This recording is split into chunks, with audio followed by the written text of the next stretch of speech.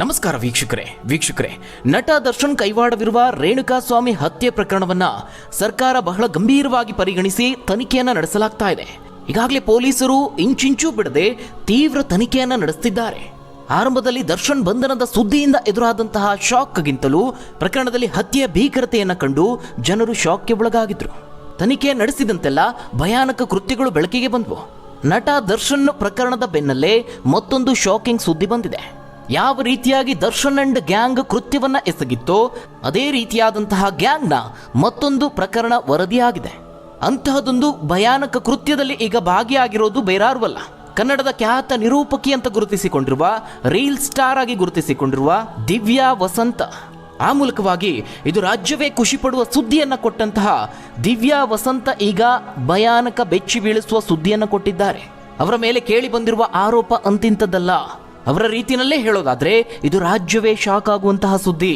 ಯಾವ ರೀತಿಯಾಗಿ ರೇಣುಕಾಸ್ವಾಮಿ ಹತ್ಯೆ ಪ್ರಕರಣದಲ್ಲಿ ಓರ್ವ ನಟ ಇಂತಹದೊಂದು ಕೃತ್ಯದಲ್ಲಿ ಭಾಗಿಯಾಗಿದ್ದಾರೆ ಅಂತ ಶಾಕ್ಗೆ ಒಳಗಾಗಿದ್ರು, ಅದೇ ರೀತಿಯಾಗಿ ಕನ್ನಡದ ನಿರೂಪಕಿಯೋರ್ವರು, ಆಂಕರ್ ಓರ್ವರು ಈ ರೀತಿಯಾದಂತಹ ಕೃತ್ಯದಲ್ಲಿ ಭಾಗಿಯಾದ್ರ ಅಂತ ಶಾಕ್ ಆಗುವಂತೆ ಅವರ ಮೇಲೆ ಒಂದು ಗಂಭೀರ ಆರೋಪ ಕೇಳಿ ಬಂದಿದೆ. ಈ ಒಂದು ಪ್ರಕರಣಕ್ಕೆ ಸಂಬಂಧಪಟ್ಟಂತೆ ಈಗಾಗಲೇ 3 ಆರೋಪಿಗಳನ್ನು ಬಂಧಿಸಲಾಗಿದೆ. ದಿವ್ಯಾ ವಸಂತ ಸೇರಿ ಆಕೆಯ 2 ಸಹಚರಿಗಾಗಿ ಪೊಲೀಸರು ಹುಡುಕಾಟವನ್ನ ನಡೆಸುತ್ತಿದ್ದಾರೆ. ಅಲ್ಲದೆ ಈ ಒಂದು ಪ್ರಕರಣದಲ್ಲಿ ದಿವ್ಯಾ ವಸಂತ ಅಂಡ್ ಗ್ಯಾಂಗ್ ಯಾವ ರೀತಿಯಾಗಿ ಪ್ಲಾನ್ ಅನ್ನು ರೂಪಿಸಿತ್ತು ಅಂತ ಕೇಳಿದ್ರೆ ನೀವು ಖಂಡಿತವಾಗ್ಲೂ ಶಾಕ್ ಆಗ್ತೀರಾ. ಹಾಗಾದ್ರೆ ಅಷ್ಟಕ್ಕೂ ಏನಾಯ್ತು, ಏನಿದು ಪ್ರಕರಣ, ಆ ಎಲ್ಲದರ ಬಗ್ಗೆ ಮಾಹಿತಿಯನ್ನು ನೋಡೋಣ.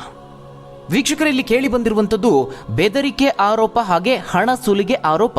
ವೇಶ್ಯಾವಟಿಕೆ ಮಾಡ್ತಿದ್ದೀರಾ ಅಂತ ಬೆದರಿಸಿ ಹಣ ಸುಲಿಗೆ ಮಾಡಿದ ಆರೋಪ ಕೇಳಿ ಬಂದಿದೆ. ಖಾಸಗಿ ವಾಹಿನಿಯ ಸಿಇಒ ಸೇರಿದಂತೆ ನಿರೂಪಕಿ ದಿವ್ಯಾ ವಸಂತ ಸಹೋದರನನ್ನ ಬಂಧಿಸಲಾಗಿದೆ. ಆದರೆ ದಿವ್ಯಾ ವಸಂತ ನಾಪತ್ತೆಯಾಗಿದ್ದಾರೆ. ಪೊಲೀಸರು ಅವರಿಗಾಗಿ ಈಗ ತೀವ್ರ ಹುಡುಕಾಟವನ್ನ ನಡೆಸುತ್ತಿದ್ದಾರೆ. ಬಂಧಿತ ಆರೋಪಿಗಳಿಂದ ಕೃತ್ಯಕ್ಕೆ ಬಳಸಲಾದ 3 ಮೊಬೈಲ್ ಅನ್ನ ಜಪ್ತಿ ಮಾಡಲಾಗಿದೆ.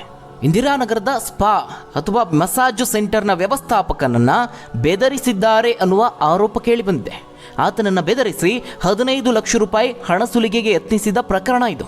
ಕನ್ನಡದ ಖಾಸಗಿ ವಾಹಿನಿಯಾದ ರಾಜ್ ನ್ಯೂಸ್ ಸುದ್ದಿವಾಹಿನಿ ಕಾರ್ಯನಿರ್ವಾಹಕ ಅಧಿಕಾರಿಯಾದ ಆರ್ ವೆಂಕಟೇಶ್ ಹಾಗೆ ಅದೇ ಚಾನೆಲ್ನಲ್ಲಿ ಕೆಲಸವನ್ನ ಮಾಡ್ತಿದ್ದ, ಸುದ್ದಿ ನಿರೂಪಕಿಯಾಗಿ ಕೆಲಸವನ್ನ ಮಾಡ್ತಿದ್ದ ದಿವ್ಯಾ ವಸಂತ ಹಾಗೆ ಆಕೆಯ ಸಹೋದರ ಸಂದೇಶ್ ಎಂಬಾತ ಈ ಒಂದು ಪ್ರಕರಣದಲ್ಲಿ ಭಾಗಿಯಾಗಿದ್ದಾರೆ ಎನ್ನಲಾಗಿದೆ. ಈ ಒಂದು ಕೃತ್ಯ ಬೆಳಕಿಗೆ ಬರ್ತಿದ್ದ ಹಾಗೆ ನಿರೂಪಕಿ ದಿವ್ಯಾ ವಸಂತ ನಾಪತ್ತೆಯಾಗಿದ್ದಾರೆ. ಅಲ್ಲದೆ ಆಕೆಯ ಸಹಚರರಾದ ಸಚಿನ್ ಹಾಗೆ ಆಕಾಶ್ ಪತ್ತೆಗೆ ಪೊಲೀಸರು ತೀವ್ರ ಹುಡುಕಾಟವನ್ನ ನಡೆಸುತ್ತಿದ್ದಾರೆ. ಕಳೆದ ವಾರ ಇಂದಿರಾನಗರದ 100 ಅಡಿ ರಸ್ತೆ 15ನೇ ಮುಖ್ಯ ರಸ್ತೆಯ ಟ್ರೀ ಸ್ಪಾ ಅಂಡ್ ಬ್ಯೂಟಿ ಪಾರ್ಲರ್ನ ವ್ಯವಸ್ಥಾಪಕ ಶಿವಶಂಕರ್ ಅವರ ಪಾರ್ಲರ್ಗೆ ಈ ಒಂದು ತಂಡ ತೆರಳಿತ್ತು. ಈ ದಿವ್ಯಾ ವಸಂತ ಅಂಡ್ ಗ್ಯಾಂಗ್ ಆ ಸ್ಪಾ ಮಾಲೀಕರಿಂದ ಹಣವನ್ನ ಪೀಕೋದಕ್ಕೆ ಒಂದು ದೊಡ್ಡ ಪ್ಲಾನ್ ಅನ್ನೇ ರೂಪಿಸಿತ್ತು ಎನ್ನಲಾಗಿದೆ.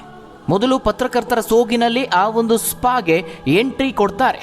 ನಿಮ್ಮ ಮಸಾಜ್ ಸೆಂಟರ್ನಲ್ಲಿ ವೇಶ್ಯಾವಟಿಕೆ ನಡೆದಿದೆ ಅಂತ ಬೆದರಿಸಿ ಹಣ ಸುಲಿಗೆ ಮಾಡೋದಕ್ಕೆ ಪ್ರಯತ್ನಿಸಿತ್ತು.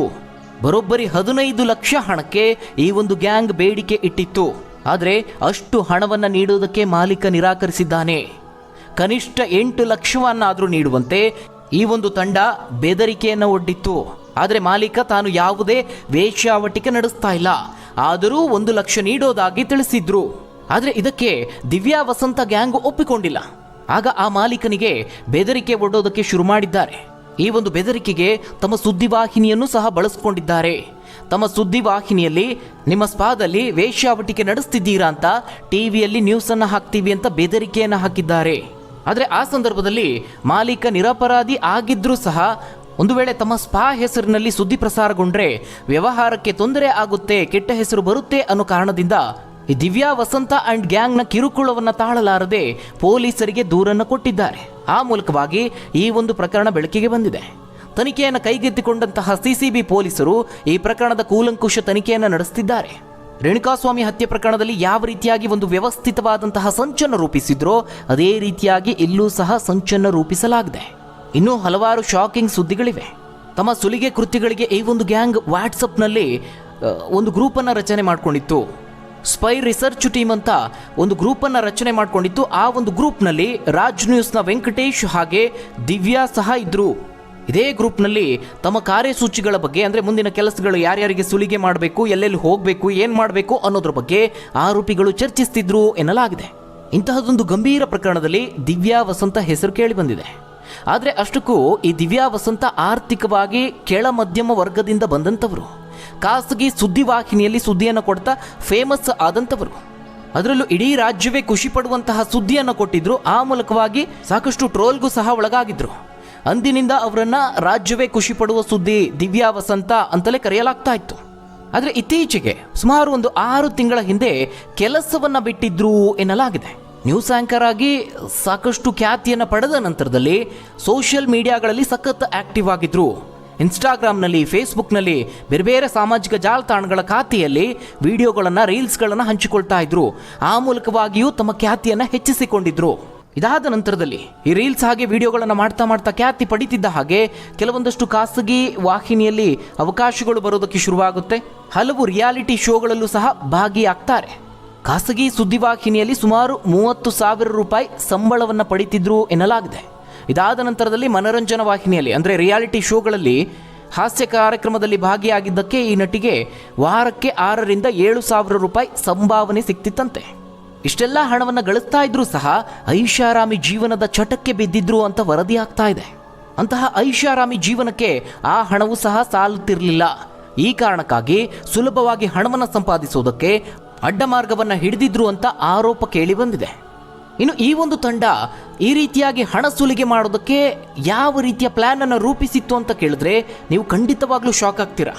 ಮೊದಲಿಗೆ ಈ ತಂಡ ಏನು ಮಾಡ್ತಿತ್ತು ಅಂತ ಹೇಳಿದ್ರೆ, ನಗರದ ಶ್ರೀಮಂತ ಸ್ಪಾಗಳು, ದೊಡ್ಡ ದೊಡ್ಡ ಶ್ರೀಮಂತ ವ್ಯಕ್ತಿಗಳು ಬರುವಂತಹ ಐಷಾರಾಮಿ ಸ್ಪಾಗಳನ್ನು, ನಗರದಲ್ಲಿ ಖ್ಯಾತಿ ಪಡೆದಂತಹ ಸ್ಪಾಗಳನ್ನು ಹುಡುಕ್ತಾ ಇತ್ತು.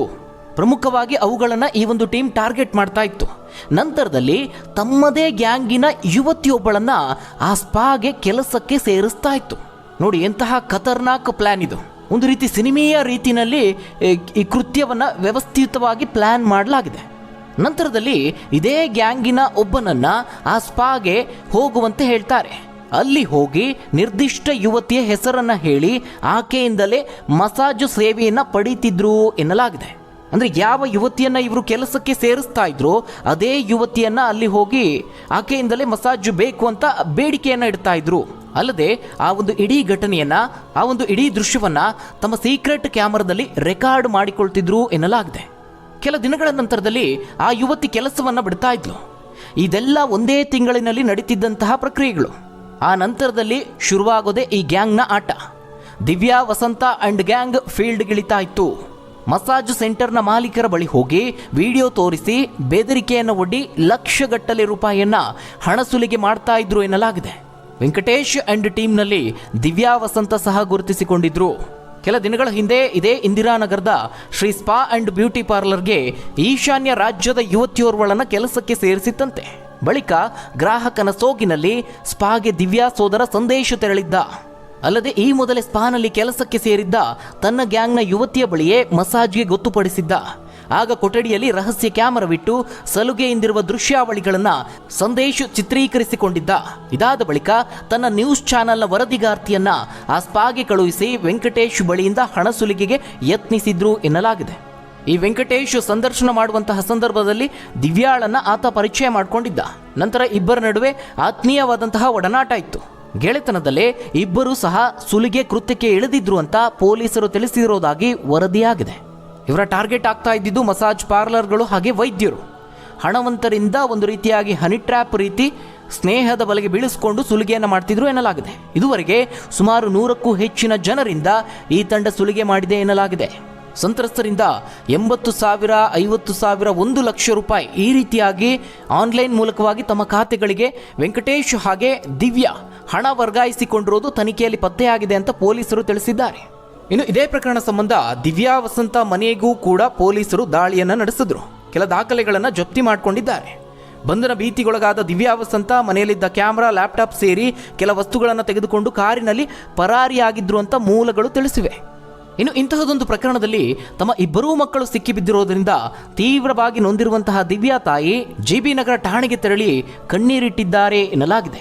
ತಾನು ಮನೆಗಳಲ್ಲಿ ಕೆಲಸವನ್ನ ಮಾಡಿ ಮಕ್ಕಳನ್ನ ಸಾಕಿದ್ದೇನೆ, ವೆಂಕಟೇಶ್ನಿಂದಲೇ ದಿವ್ಯಾ ತಪ್ಪುದಾರಿಯನ್ನು ತುಳಿದಿದ್ಲು ಅಂತ ಅವರು ಹೇಳಿರೋದಾಗಿ ವರದಿಯಾಗಿದೆ.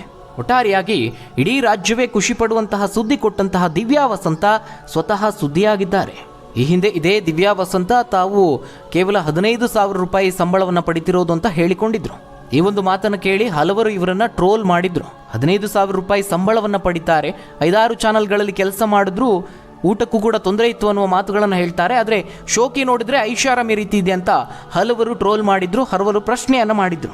ತಾವು ಪಕ್ಕಾ ಮಿಡಲ್ ಕ್ಲಾಸ್ ಹುಡುಗಿ ಅಂತ ಪದೇ ಪದೇ ಖಾಸಗಿ ವಾಹಿನಿಯ ರಿಯಾಲಿಟಿ ಶೋ ಕಾರ್ಯಕ್ರಮದಲ್ಲಿ ಹೇಳ್ಕೊಳ್ತಾ ಇದ್ರು. ಆದರೆ ಅವರು ಸೋಷಿಯಲ್ ಮೀಡಿಯಾದಲ್ಲಿ ಹಾಕುವಂತಹ ಒಂದಷ್ಟು ಪೋಸ್ಟ್ಗಳನ್ನು, ವಿಡಿಯೋಗಳನ್ನು ನೋಡಿ ದಿವ್ಯಾ ವಸಂತ ಐಷಾರಾಮಿ ಜೀವನವನ್ನು ನಡೆಸ್ತಿದ್ದಾರೆ ಅಂತ ಹಲವರು ಅನುಮಾನವನ್ನು ವ್ಯಕ್ತಪಡಿಸ್ತಾ ಇದ್ರು. ಈಗಾಗಲೇ ಆರೋಪಿಗಳಿಂದ 3 ಮೊಬೈಲನ್ನು ಜಪ್ತಿ ಮಾಡಿಕೊಂಡಿದ್ದಾರೆ. ದಿವ್ಯಾ ವಸಂತ ಹಾಗೆ ಆಕೆಯ ಸಹಚರರಿಗಾಗಿ ಪೊಲೀಸರು ಹುಡುಕಾಟವನ್ನು ನಡೆಸ್ತಿದ್ದಾರೆ. ಇದಿಷ್ಟು ಪ್ರಕರಣದ ಬಗ್ಗೆ. ಈ ಬಗ್ಗೆ ನೀವೇನಂತೀರಾ? ನಿಮ್ಮ ಅನಿಸಿಕೆ, ಅಭಿಪ್ರಾಯವನ್ನು ಕಮೆಂಟ್ ಮೂಲಕವಾಗಿ ತಿಳಿಸಿ. ಧನ್ಯವಾದಗಳು ವೀಕ್ಷಕರೇ.